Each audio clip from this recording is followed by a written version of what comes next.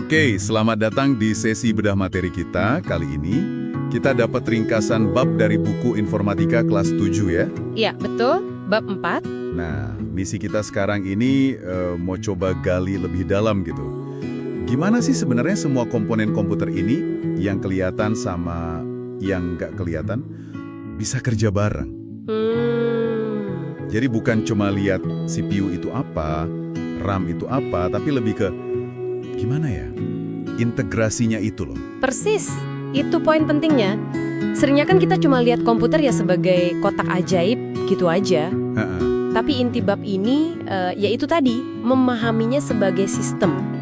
Artinya, ya perangkat keras sama perangkat lunaknya itu harus nyambung, harus kerja sama. Oke. Ditambah lagi sama Anda sebagai pengguna, baru deh bisa menghasilkan sesuatu. Kalau nggak kerja sama gitu ya, cuma tumpukan besi aja jadinya. Bener juga ya. Oke deh, kita mulai dari yang fisik dulu kali ya. Yang bisa kita pegang, perangkat keras atau hardware. Sip. Nah, yang paling utama kan otaknya, CPU, unit pemrosesan pusat. Ini kan yang mikir, yang ngitung, yang ngejalanin perintah semua. Iya betul, pusat kendalinya di situ. Tapi dia nggak kerja sendirian. Oh gitu, butuh bantuan. Ya, dia butuh semacam meja kerja lah buat data yang lagi dia olah saat itu juga. Nah, itulah memori atau RAM. RAM, sering dengar ini. Ini penting nih dipahami. RAM itu cepat banget, super cepat, tapi sifatnya sementara. Sementara gimana maksudnya? Jadi, begitu komputer mati, ya data di RAM hilang semua, lenyap. Loh, kok gitu?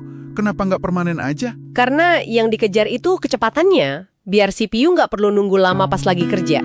Akses ke RAM itu kilat. Oh, jadi RAM itu kayak papan tulis gitu ya?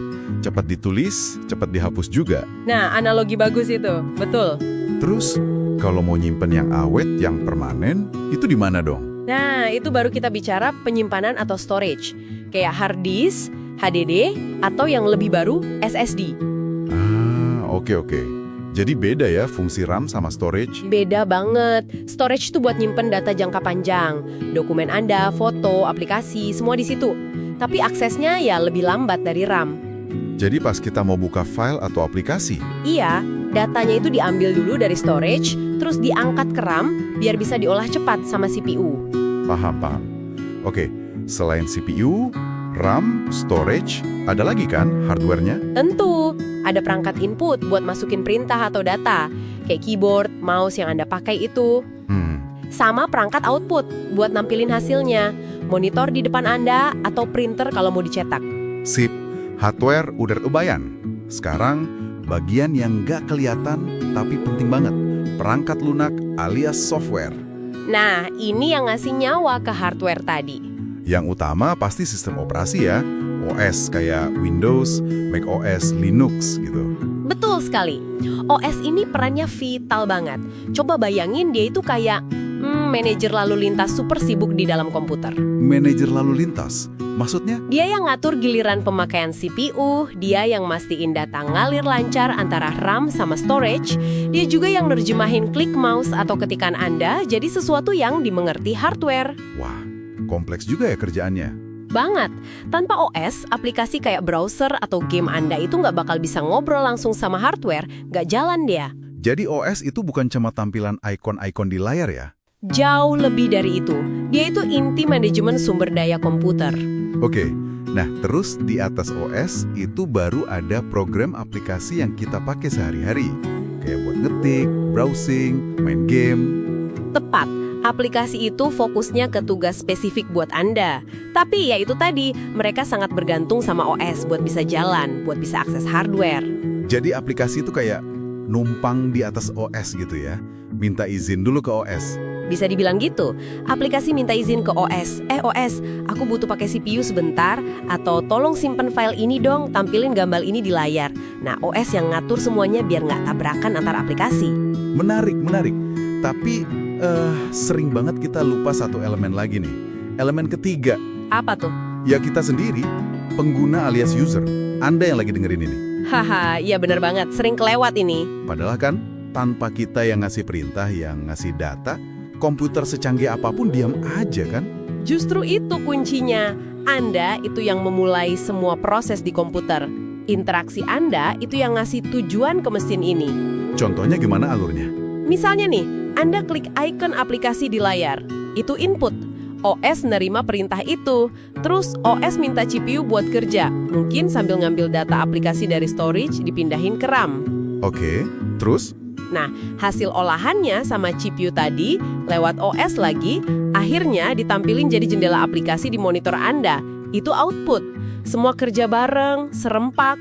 Wah, jadi satu klik simple aja itu melibatkan kerjasama banyak pihak ya di dalam komputer? Iya, Anda itu bukan cuma pengguna sistem, tapi Anda itu bagian integral dari sistem komputer itu sendiri. Jadi kalau misal komputer kita lemot pas buka banyak aplikasi, Nah, itu bisa jadi si manajer lalu lintas alias OS-nya lagi kewalahan ngatur permintaan ke CPU sama RAM yang mungkin terbatas kapasitasnya. masuk akal. Paham interaksi ini, jadi bisa bantu kita nebak masalahnya ya? Betul, bukan cuma ngeluh lemot, tapi ngerti kira-kira kenapa bisa lemot. Melihat gambaran besarnya gitu.